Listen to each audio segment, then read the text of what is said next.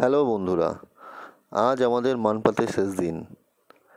তাই আজকের দুটো তিনটে যে স্পটগুলো ছেড়ে গেছিলো সেগুলো দেখে আমরা রাতের আজাদিন ট্রেনটা ধরে হাওড়া ফিরবো। তাই সবার আগে আমি বলতে চাইছি, আমি যে ছত্তিশগড় বুকিং করতে চলেছিলাম রিসর্টটা, সেই রিসর্টটা কার্মা অ্যাথলেটিক রিসর্ট। সেটা আমি প্রথমে বুকিং পাইনি, তাই আমি শৈল ট্যুরিজম রিসর্টটা বুক করেছিলাম। তাই ওটাই ফার্স্ট আমরা চিন্তা করলাম যে ওটা একবার আমরা গিয়ে দেখে আসি কেমন। তাই আমরা ওখানে ওই রিসর্টের উদ্দেশ্যেই চলেছি। আশেপাশে কুয়াশার ভরা পুরো সকাল, দারুণ লাগছিল, ফিলিংসই আলাদা। এটা হচ্ছে রিসর্টটা, খুবই সুন্দর রিসর্টটা। এটাই প্রথমে আমি বুক করতে চেয়েছিলাম, কিন্তু পাইনি বলে আমি শৈল রিসর্টটা বুকিং করেছিলাম। তবে ওটাও খুব সুন্দর, খুব ভালো লেগেছিল। আর ওখানকার স্টাফেদের বিহেভিয়ার অত্যন্ত ভালো। তারপরে ওখান থেকে আমরা বেরিয়ে ফিশ পয়েন্টের দিকে এগিয়ে চললাম। আর চারপাশটা এতটাই সবুজে ভরা, যতদূর চোখ যাচ্ছে যেন সবুজ আর সবুজ। দেখে মনে হচ্ছে যেন কোনো একটা গ্রিনল্যান্ডে এসে চলে এসেছি আমরা।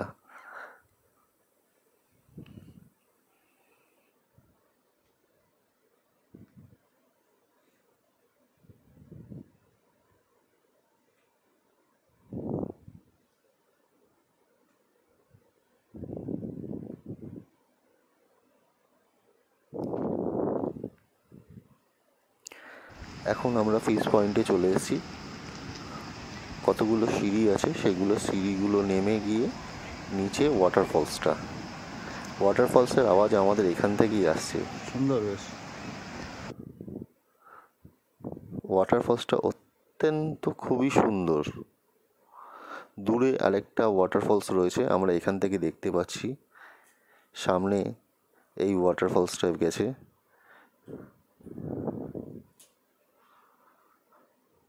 আপনারা সবাই ফ্যামিলি নিয়ে কিংবা বন্ধুবান্ধবদের নিয়ে আসবেন, জায়গাটা খুবই সুন্দর।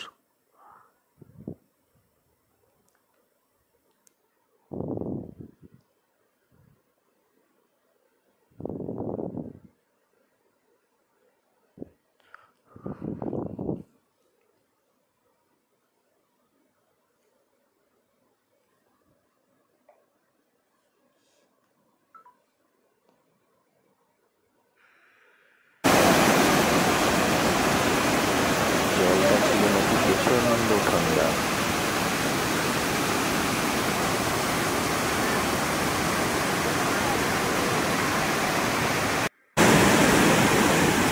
জলের স্রোত প্রচুর ছিল।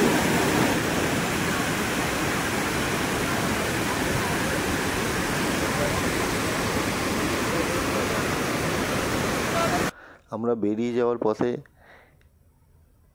এই সুন্দর দৃশ্যটা আমাদের চোখের সামনে দেখতে পাই, তাই এটাকেও আমরা ক্যামেরাবন্দি করেছিলাম।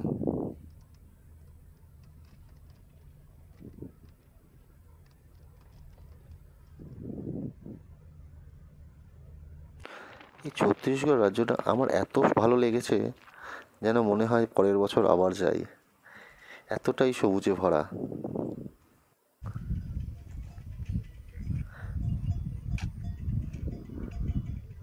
কেউ যদি সিমলা বলে থাকে এই জায়গাটাকে, কিছু একটা খারাপ বলেনি।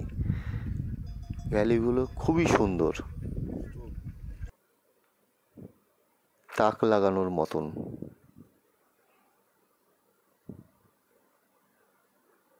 আপনারা অবশ্যই এই জায়গাটা একবার ঘুরে যাবেন। এতটা সুন্দর দৃশ্য। আমরা এখন চলে এসেছি জলজলি পয়েন্টে, যেটাকে বাউন্সিং ল্যান্ড বলে। এই জায়গাটা একটা অদ্ভুত জায়গা। এখানে এই মাটির ওপরে কেউ যদি দাঁড়ায় এবং লাফালাফি করে, বাউন্সিং হয়। এটা আমার দেখা প্রথম এরকম বাউন্সিং ল্যান্ড। আর এই ভদ্রলোক এখানেও সবাইকে উনি দেখায় কোন জায়গাটা বাউন্স হচ্ছে, কোন জায়গাটা হচ্ছে না। তবে এখানে সবসময় খালি পায়ে আসবেন এবং জামা কাপড় সাথে একটা রাখবেন, কারণ প্রচণ্ড কাদা। তবে কাদায় থাকলেও মন ভরে গেছিল ওই জায়গাটা ঘুরে, এতটাই ভালো লেগেছিল।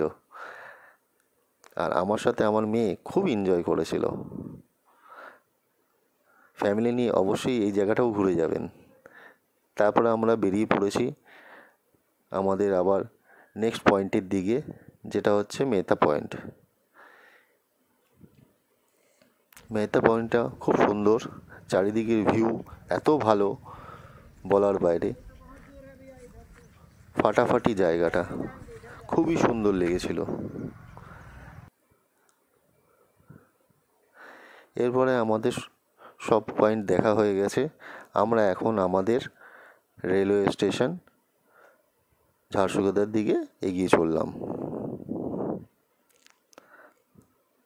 মনের মধ্যে অনেক কল্পনা নিয়ে এগিয়ে চললাম আমাদের বাড়ির পথে।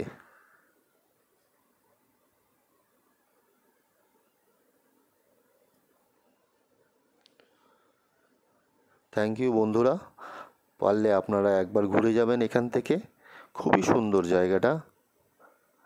আর আমার চ্যানেলটাকে অবশ্যই সাবস্ক্রাইব করবেন এবং লাইক করবেন, এবং যদি কোনো জায়গায় জানতে ইচ্ছা করে কিংবা কোনো প্রশ্ন থাকে আপনাদের, নিশ্চয়ই প্রশ্ন করবেন মেসেজে, আমি উত্তর ঠিক দেবই।